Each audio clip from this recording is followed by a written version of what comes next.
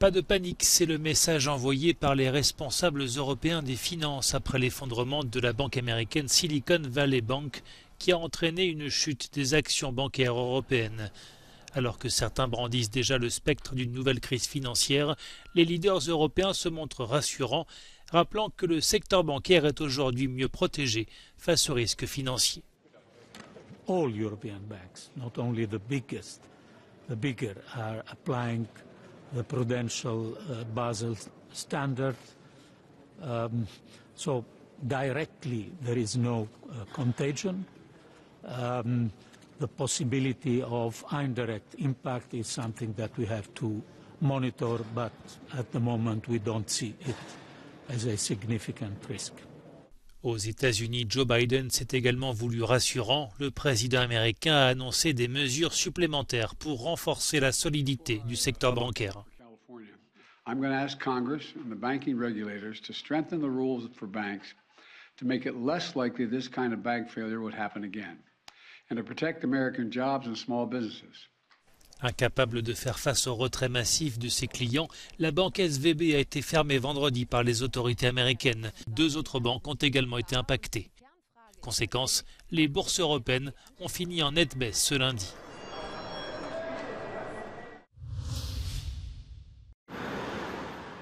Les Nations Unies et la Russie ont repris ce lundi à Genève leurs discussions pour tenter de relancer un accord sur les exportations de céréales en provenance d'Ukraine.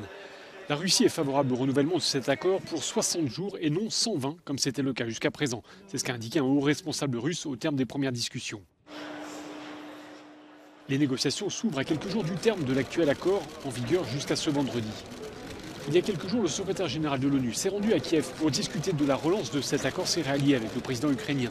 De son côté, le ministre russe des Affaires étrangères a récemment déclaré qu'il était compliqué de prolonger l'accord au motif que la partie russe n'était pas respectée.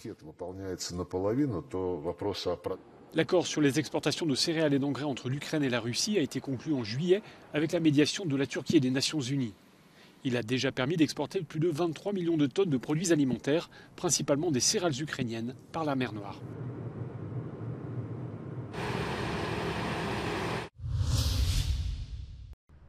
Les importations d'armements en Europe ont quasiment doublé en 2022. En cause, l'Ukraine, qui est devenue la 3e destination mondiale pour les armes. Si dans les autres parties du monde, les importations d'armements sont en relative baisse, l'Europe, elle, s'arme jusqu'aux dents. En termes d'exportation, la France est le leader du vieux continent avec une hausse de 44% en 2022. For France, this has long been something which is considered a normal part of French economic policy. But of course, it is also France still considering itself as a great power, and weapons exports, arms supplies to other states can be seen as a significant part of foreign policy and of attempts to gain more influence in certain parts of the world. La Russie reste le 2e exportateur mondial derrière les États-Unis, mais sa part du marché a légèrement baissé en 2022 pour s'établir à 16%. Russia will need weapons for its own war effort, and secondly also to the fact that Russia is under very strict sanctions from Europe and from the US. En 2022, l'Ukraine a concentré 31% des importations d'armes en Europe et 8% dans le monde. Avant la guerre, le pays était un importateur négligeable. Seuls le Qatar et l'Inde ont dépassé Kiev en 2022 en s'armant massivement.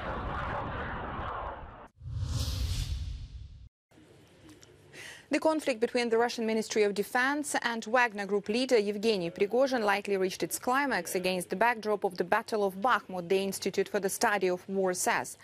The Russian Ministry of Defense is likely seizing the opportunity to deliberately expand both elite and convict Wagner forces in Bakhmut in an effort to weaken Prigozhin and derail his ambitions for greater influence in the Kremlin. Prigozhin had been able to grow his force by 40,000 convicts, likely with the Kremlin's permission into recruit in prison in 2022, but lost that permission and access to that manpower pool at the beginning of this year. Now, the UK Defence Ministry adds about half of the prisoners Wagner has already deployed in Ukraine have likely become casualties. If the ban endures, Prigozhin will likely be forced to reduce the scale or intensity of Wagner operations in Ukraine. He has already threatened to withdraw Wagner forces from Bakhmut and insinuated that the Russian Ministry of Defense used Wagner to bear the brunt of the high-intensity attritional urban warfare to seize Bakhmut in order to conserve Russian conventional forces. Russian forces have continued their offensive operations near Bakhmut, but have not completed the turning movement, envelopment or encirclement around the city. Wagner Group fighters are likely becoming increasingly pinned in urban areas, such as the Azom industrial complex, and are therefore finding it difficult to make significant advances.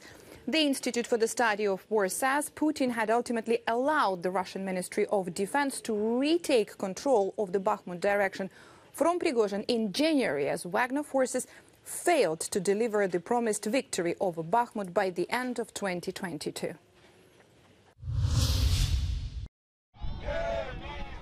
La Moldavie suit de très près ce qui se passe en Ukraine du fait de son voisinage. Pour l'heure, pas de menace directe de conflit militaire, mais les autorités moldaves craignent quand même que la Russie ne soit tentée par des actions de déstabilisation. La police a récemment interpellé des individus soupçonnés d'avoir orchestré des manifestations antigouvernementales. Pericolele așa numitului război hibrid, care se manifestă prin dezinformare, fake news, care se reflectă prin tensiunile în societate pe care Federația Rusă încearcă să le exerceze cu scopul de schimbarea ordinii politice, de destabilizarea situației și de răsturnarea puterii. Il y a quelques semaines, la présidente moldave était à Munich aux côtés du secrétaire général de l'OTAN. La Moldavie n'est pas membre de l'Alliance Atlantique, mais le sujet d'une demande d'adhésion n'est plus tabou. În primul rând și o întrebare politică, asupra căruia sunt foarte multe discuții. Pentru noi este principal să avem o cooperare cu NATO, ceea ce noi ne-am propus și împreună cu colegii am reușit în ultimul an să aprofundăm această cooperare.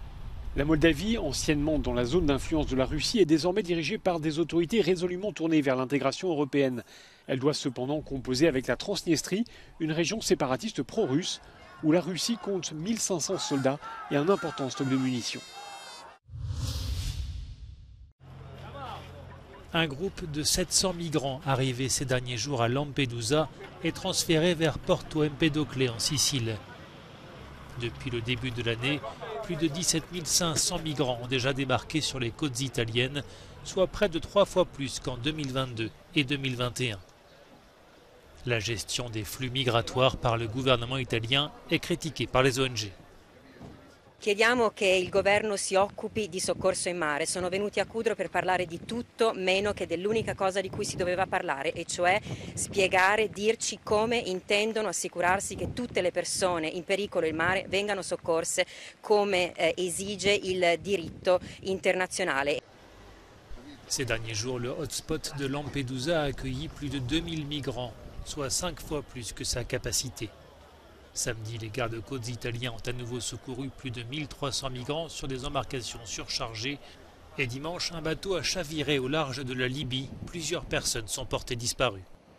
Par ailleurs, en Calabre, un hommage a été rendu aux victimes du naufrage qui a fait 79 morts il y a 2 semaines.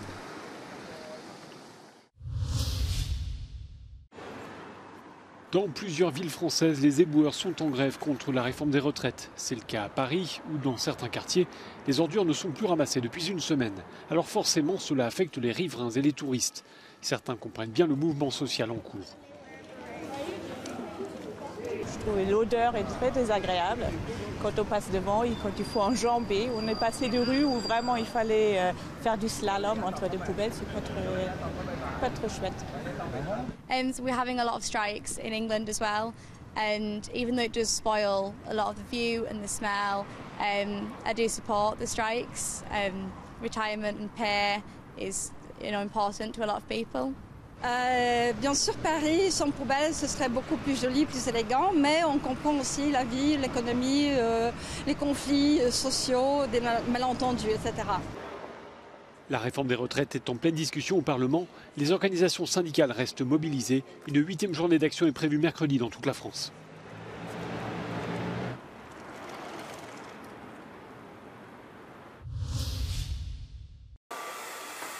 Des sèche-cheveux en surchauffe, des lumières extérieures qui ne supportent pas la pluie. Le commerce en ligne est un véritable défi pour les autorités européennes en charge de la surveillance des produits dangereux et de leur retrait du marché. Avec un accès à tous les commerces en ligne, les consommateurs européens sont aussi plus exposés aux risques.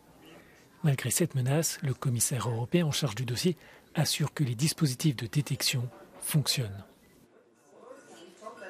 To be very clear, we have detected a lot of unsafe products again last year, but we have seen it was possible for the major online marketplace to remove those products from their platform in less than 2 working days, so very fast. Selon la liste annuelle de la Commission européenne des produits dangereux, 50% des marchandises viennent de Chine, 22% de l'espace économique européen et 28% du reste du monde. La plupart des produits dangereux pour la santé sont liés à des substances chimiques, mais des risques de blessures ou d'étouffement figurent aussi parmi les menaces les plus importantes. Les jouets sont souvent en tête de liste, mais aussi les voitures qui comptent des pièces défectueuses. En esta mesa se encuentran algunos de los productos considerados peligrosos por la Unión Europea este 2022, como por ejemplo esta mascarilla sanitaria que se considera que no cumple con los requerimientos mínimos. O por ejemplo, esta cámara infantil que a pesar de parecer inofensiva contiene una cantidad excesiva de químicos que puede dañar tanto el sistema reproductivo como el riñón. Les produits signalés doivent sortir du marché et nombre d'entre eux sont même rappelés par les fabricants. I'm more worried about the false names.